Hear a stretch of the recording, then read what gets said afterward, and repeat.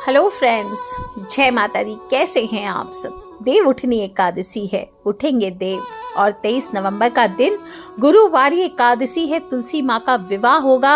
अपने आप में बहुत ही खूबसूरत एकादशी है। और 4 महीने के बाद श्री हरि विष्णु निद्रा के बाद जागेंगे। सभी जो अच्छे काम है, जो शुभ मांगलिक कार्य हैं, विवाह आदि हैं, इन सब का आयोजन जो बंद था वो सभी चालू हो जाएगा। और देव उठनी एकादशी की तिथि वैसे तो 22 नवंबर को ही रात को 11:03 पर शुरू हो रही है और एकादशी तिथि की समाप्ति 23 नवंबर को रात को 9:01 पर होगी। तो सभी लोग जो पूजन करना चाहते हैं, सुबह 6:50 से 8:09 तक का शुभ मुहूर्त है। वैसे तो पूरा दिन शुभ है, लेकिन जो लोग तुलसी विवाह का मुहूर्त जानना चाहते हैं वो सभी को बता दूं, शाम को 5:25 से रात को वैसे 8:46 तक है। इसके बाद भी आप चाहे तो कर सकते हैं। जो लोग व्रत करेंगे उन सभी को व्रत का पारण 24 नवंबर को करना है, सुबह 6:51 से लेकर सुबह 8:57 तक। दोस्तों, इस दिन शालिग्राम स्वरूप की विष्णु भगवान की पूजा करी जाती है। और शालिग्राम जी को आप तांबे के पात्र में स्वच्छ करके रखिए, चांदी के बर्तन में रखिए और गंगा जल से, केसरिया दूध से इनका अभिषेक करना चाहिए। शुद्ध जल से स्नान करके पहुँच करके तुलसी चढ़ाइए, चंदन लगाइए, जनेऊ धारण कराइए, नए नए वस्त्र अर्पित कीजिए, घी के दीपक जलाए, दक्षिणा मिठाई आदि रखिए। बोले भगवान को इस दिन, विष्णु भगवान को हिलाकर या शालिग्राम स्वरूप को या विष्णु भगवान को, किसी को भी आप प्रतीकात्मक रूप से रख करके उनको हिला करके उठाना चाहिए। उत्तिष्ठ उत्तिष्ठ गोविंद, उत्तिष्ठ गरुड़ ध्वज, उत्तिष्ठ कमलाकांत, त्रैलोक्यम मंगलम कुरु, ऐसे बोलते हुए उठाना चाहिए। जो लोग संस्कृत नहीं बोल सकते वो हिंदी में बोले, हे गोविंद उठिए उठिए, हे गरुड़ ध्वज उठिए, हे कमलकांत निद्रा का त्याग कर तीनों लोकों का मंगल कीजिए। इस प्रकार से तेज स्वर में उच्चारण करते हुए श्री हरि को जगाया जाता है। जोर जोर से ताली बजाकर, शंख और घंटियां बजाकर भगवान जी को जगाने का आवाहन कीजिए। इसके बाद 11 दीपक जलाए जाते हैं। शालिग्राम जी का इस दिन अभिषेक करके आरती आदि भोग आदि लगाने के बाद तुलसी माँ से विवाह करवाया जाता है। और अगर आप चाहें तो बड़े रूप से आयोजन कर सकते हैं, आप चाहें तो छोटे रूप से भी कर सकते हैं। जो लोग विवाह आदि नहीं भी करना चाहते, कुछ उपाय करना चाहते हैं, इस दिन विशेष रूप से आपको पत्तों का उपाय करना है। एक खास प्रकार का पत्ता होता है जिसका उपाय करना है। आपने मुख्य रूप से इन पत्तों को देखा होगा, माता लक्ष्मी की पूजा में इस्तेमाल होता है। और ये पत्ते जिस घर में होते हैं वे समृद्धि का कारक माने जाते हैं, धन लाभ का मुख्य कारक माने जाते हैं। और ईश्वर का आशीष पाने के लिए ये चमत्कारी पत्ता आपको उनको जरूर अर्पित करना चाहिए। तंत्र शास्त्र में तो इस बेल के पत्तों को बहुत ही महत्वपूर्ण माना गया है। हर पूजा में आप देखते ही देखते हैं, थोड़ा थोड़ा समझ गए होंगे। और इसके इस्तेमाल से आप जीवन की बहुत सारी समस्याओं को चुटकियों में दूर कर सकते हैं। इन पत्तों की उत्पत्ति समुद्र मंथन के दौरान हुई थी और इन पत्तों में नवग्रह एवं सभी देवी देवताओं का वास माना गया है। और यही कारण है पूजा पाठ में मुख्य रूप से इन पत्तों का इस्तेमाल किया जाता है। ये वो नवग्रह का पौधा है जो बुध ग्रह को भी रिप्रेजेंट करता है। और विशेष रूप से मनुष्य तो क्या, देवी देवता, अप्सरा, गंधर्व, ऋषि, मुनि, भगवान, किन्नर, सबको प्रिय होता है ये पत्ता। और हर देवी देवता को पूजा के बाद में लौंग इलायची के साथ तांबूल के रूप में मुख शुद्धि के लिए दिया जाता है। सिर्फ यही एक ऐसा पत्ता है जिसे चबाकर डायरेक्ट आप भोग सकते हैं और इसका पान कर सकते हैं। इसके अलावा कोई भी पत्ता ऐसा नहीं होता है। या तो आपको पकाकर खाना पड़ता है, जैसे पालक, सरसों आदि, या फिर केले के पत्ते, पीपल, बरगद, साल, इनके पत्तों पर रखकर आप भोजन रख कर खा सकते, पर इन पत्तों को नहीं खा सकते। एक ही ऐसा पत्ता है, तुलसी भी खा सकते हैं, पर तुलसी कुछ लोग कहेंगे तो तुलसी को चबाकर नहीं खाया जाता है, तुलसी को जल के साथ निगलने का विधान आता है। तो एक ही पत्ता है जिसको आप डायरेक्ट चबा चबा करके खा सकते हैं। अपने आप में बहुत चमत्कारी पत्ता है। कौन से पत्ते की बात कर रही हूँ आप सभी समझ गए होंगे। बुध ग्रह को रिप्रेजेंट करता है, हर देवता को चढ़ाया जाता है। और स्पेशली मंगलवार के दिन इस पान का बीड़ा बना करके हनुमान जी को चढ़ाया जाता है। और बुधवार के दिन किन्नरों को भी पान खिलाने का विधान आता है। सोमवार हो तो भोलेनाथ को चढ़ाइए, शुक्रवार को माता लक्ष्मी को अर्पित कीजिए, बुधवार को गणपति देव को, गुरुवार एकादशी पर विष्णु भगवान सहित लक्ष्मी माता को ये नागर बेल के पत्ते अर्पित करने चाहिए। और इस बार जब देव उठनी एकादशी के दिन आप पूजन कर रहे हैं और इस पान के पत्ते की आपको कहीं से बेल की जड़ मिल जाए तो वो आपको घर लानी चाहिए और माता लक्ष्मी को और विष्णु भगवान को इस जड़ को घस करके आपको तिलक लगाना चाहिए। स्वयं के मस्तक पर भी लगाइए। बस देखिए कैसे लोग आप पर मोहित हो जाते हैं। आप देखते हैं जब भी कभी भी गांव आदि में या कहीं भी आज भी जहाँ पे तंत्र मंत्र को मानते हैं वहाँ पर कुछ लोग जब लड़के लड़कियों का संबंध नहीं होता है, विवाह में देरी हो रही होती है, तो इस उपाय को किया जाता है और विवाह पक्का ज़रूर हो जाता है। आप चाहें तो इस बची हुई जड़ को संभाल कर रख लीजिए सुखाकर, या फिर दोबारा भी आप इस्तेमाल कर सकते हैं तोड़ करके। और अच्छा, ये तो हुआ मोहित करने का उपाय। ये धन वर्षा भी करती है इसकी पत्तियाँ। तो अगर आपके जीवन में लगातार धन की कमी हो रही है, दुकान नहीं चलती, आपके क्लाइंट्स भाग जाते हैं, आपको बिजनेस में लगातार नुकसान हो रहा है, ज़मीन जायदाद का काम ठप सा पड़ गया है, ज़मीन ही नहीं बिक रही है आपकी, तो भी आप क्लाइंट के सामने जाते हैं, तो भी इसके जड़ को घस करके आप ये तिलक लगा करके जा सकते हैं। आप कोई इंटरव्यू में जाते हैं, इंटरव्यू क्लियर नहीं कर पाते हैं, तो भी आपका कोई भी काम बनते रह जाता है। ग्राहक आते हैं, दुकान में सामान नहीं लेकर के जाते, ऐसे ही उठ करके चले जाते हैं। तो आज के दिन इस नागर बेल के पान के पत्ते को लेकर के आइए और विष्णु भगवान को चढ़ाकर अपने इष्ट को चढ़ाइए, अपने गुरु को अर्पित कीजिए और फिर जब काम पर जाते हैं तो इसको लेकर के घर से बाहर निकलिए। रोज करीब 2 महीने तक लगातार कीजिए। आप देखेंगे आपके सारे रुके हुए कार्य संपन्न होना वन बाय वन शुरू हो जाएंगे। और उसके बाद जब आप लौट के आते हैं तो रोज इस पत्ते को 2 लौंग देसी घी में भिगोया हुआ बाती लेकर के और 1 कपूर की 2 टिक्की ले लीजिए साथ में, इसमें लौंग इलायची लगा करके आप इन सब को आप जला दीजिए।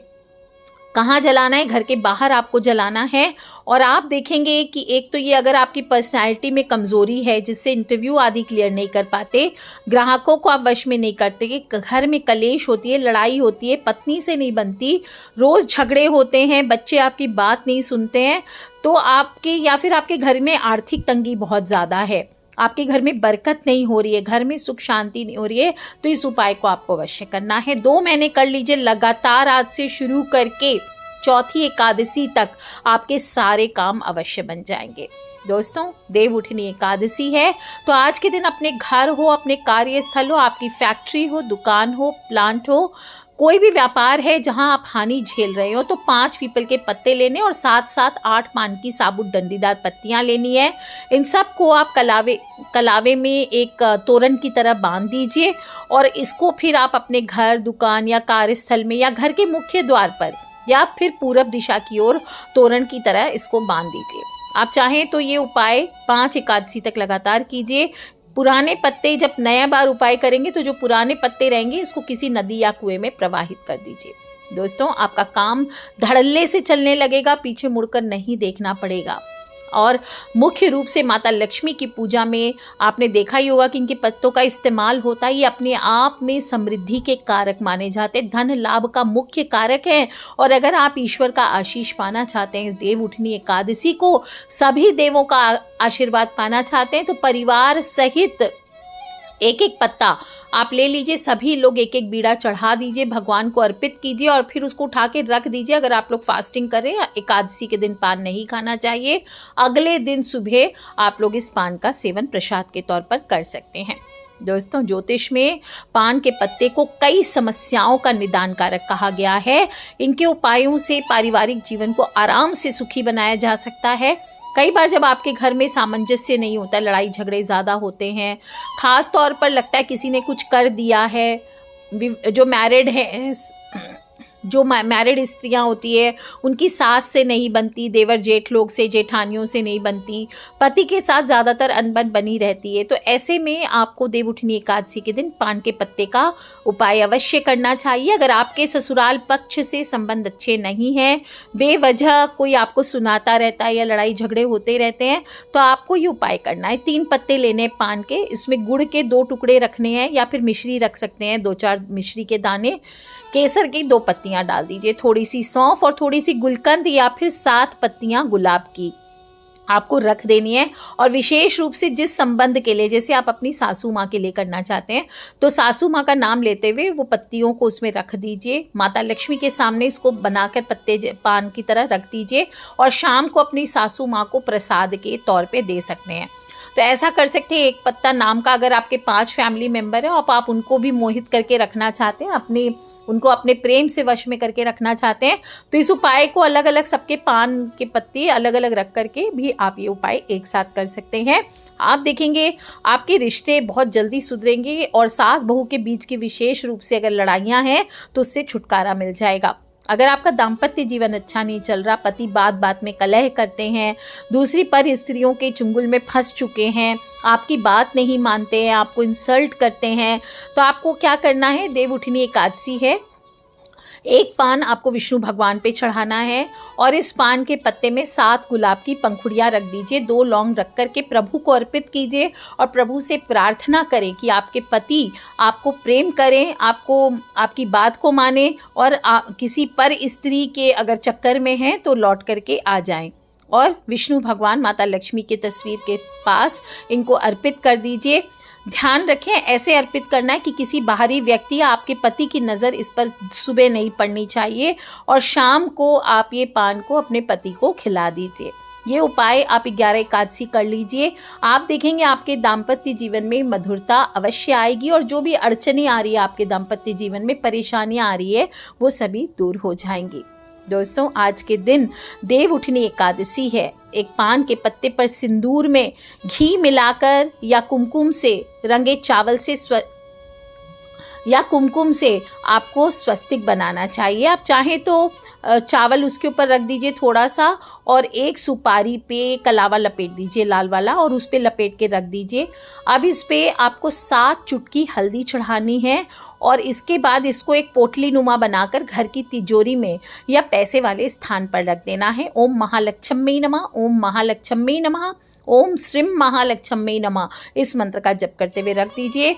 अगर आपके घर में कोई भी महंगी महंगी लक्ष्मी कारक वस्तुएं नहीं हैं, जैसे हत्ता जोड़ी हुआ, सियार सिंगी हुआ, कस्तूरी हुआ या दक्षिणावर्ती शंख हुआ, श्री यंत्र हुआ, इस तरह की चीज़ें नहीं हैं, तो आप ये करके देखिए, निश्चय ही आपको धन लाभ कराएगा। आपके धन आगमन के मार्ग अवश्य खुल जाएंगे। अब last but not the least, ये उपाय सबको अवश्य करना है। क्या करना है, आपको एक पान का पत्ता लेना है, उस पर थोड़ा सा कपूर रखना है, एक तेजपत्ता रखना है, 2 लौंग रखना है, 1 इलायची रखना है, 7 काली मिर्च के दाने रखने हैं, थोड़ी सी पीली सरसों रखनी है। आप बोलेंगे सभी मसाले रखवा रही हूँ मैं, पर ये ग्रहों के हिसाब से है। और इसके ऊपर आपको घी में भिगोई हुई एक रुई की बाती रखनी है। अब सभी चीज़ों को पान के पत्ते पर रखकर लक्ष्मी माँ के सामने हाथ के उसके ऊपर रख लीजिए और फिर ओम महालक्ष्मी नमः, ओम महालक्ष्मी नमः, ओम महालक्ष्मी नमः, इस प्रकार से बोल करके आपको माँ को बोलना है, माँ की प्रार्थना करनी है। जिसको भी मंत्र आता है, ओम श्रीम ह्रीम शिम कमले कमलालय प्रसीद प्रसीद श्रीम ह्रीम शिम ओम महालक्ष्मी नमः, इस मंत्र को बोलिए और फिर इसको लेके अपने पूरे घर में आपको अच्छे से घुमा देना है। माँ के से प्रार्थना करते हुए कि आपके घर से दरिद्रता का नाश हो, आपके घर की सारी नकारात्मकता का नाश हो जाए। और फिर इसे घर के आप चाहें तो सभी मेंबर्स के सिर के ऊपर से भी इसको एक एक बार उल्टी दिशा में घुमा लीजिए और बाहर ले जा करके मुख्य द्वार से किसी मिट्टी के बर्तन में रख करके या गोबर के कंडों पर रखकर इसको जला दीजिए। आप देखेंगे इसका धुआं आपको घर में आने देना है, घर के अंदर जलते हुए कंडों को नहीं लाना है, आपको घर के अंदर धुआं सिर्फ आने देना है। मुख्य द्वार खुला रखें, जब तक ये जल रहा है तब तक। आप देखेंगे आपके घर पे किसी प्रकार की बीमारी हो, नजर बाधा हो, कष्ट हो, किया धरा हो, तकलीफ हो, पति पत्नी के बीच मन मुटाव हो, कलह हो, घर में कलेश हो, सभी का नाश हो जाता है। कोशिश करें 5 एकादशी या 5 आप एकादशी के बाद किसी शुक्रवार को भी ये उपाय कर सकते हैं। माता लक्ष्मी को इस तरह से आप माता लक्ष्मी के सामने पत्तों को लेकर प्रार्थना करके अवश्य जलाइए। आपके घर की सभी नकारात्मक ऊर्जाएं शेष होगी और माता लक्ष्मी का स्थायी निवास आपके घर पे बनेगा। आप चाहें तो इस दिन सभी के लिए पान का बीड़ा प्रसाद के तौर पर माँ को पहले भोग लगाएं और फिर आप पूरा परिवार माता के सामने इसे बैठ करके चबा चबा करके खाइए। आप देखिए आपके घर में माता लक्ष्मी भी अट्रैक्ट होकर के टिकेंगी और परिवार में प्रेम भी बना रहेगा। ध्यान रखें, इन उपायों को करते समय किसी से लड़ाई झगड़ा कलेश ना करें, किसी को कटु वचन ना बोलें, नहीं तो आपका अच्छा से अच्छा उपाय भी निष्फल हो जाता है, अच्छे से अच्छा मंत्र जप किया हुआ भी बेकार हो जाता है। और आज के दिन पान खाना नहीं चाहिए। एकादशी पर जो भी भोग लगाएंगे पान उसको रख दीजिए, अगले दिन सुबह आप प्रसाद के तौर पर ले सकते हैं। आज के दिन पान का दान किया जाता है और पान का दान करने से मनुष्य पिछले जन्म के भी पाप होते हैं उनसे भी आपको छुटकारा मिलता है और जितने भी आपने किया धरा आपके ऊपर हो या नकारात्मक ऊर्जाएं हो इनका नाश हो जाता है। तो कर लीजिए उपाय दोस्तों, देव उठने वाले हैं, आपके जो अंधेरे के दिन थे वो उजाले में बदलने वाले हैं। अब उत्सवों का मौसम आएगा, बहुत सारी शादी ब्याह, बहुत सारे 16 संस्कार होंगे, जगह जगह उत्सव मनेंगे। तो सभी लोग तैयारियां कर लीजिए, खिलखिलाते रहिए, मुस्कुराते रहिए। आपके जीवन में माता लक्ष्मी ढेर सारी खुशियां लेकर के आए और विष्णु भगवान आप सभी के परिवार पर अपना आशीर्वाद बना करके रखे। इसी सच्ची कामना के साथ आज के लिए इतना ही। Take care friends, love you all. जय माता दी, बम बम भोलेनाथ की जयकारा, शेरा वाली दा बोल, साचे दरबार की जय। सिर्फ अकेले इस उपाय को नहीं सुनना है, अपने फ्रेंड्स फैमिली मम्मी पापा भाई बहन बच्चे सभी लोगों से छोटी छोटी बातों को शेयर करते रहा करें, क्योंकि यहाँ पे नहीं पता कौन सा उपाय कब किसकी लाइफ बदल दे। So love you all friends, take care. जय माता दी, बम बम भोलेनाथ की जय, विष्णु भगवान की जय, लक्ष्मी मैया की।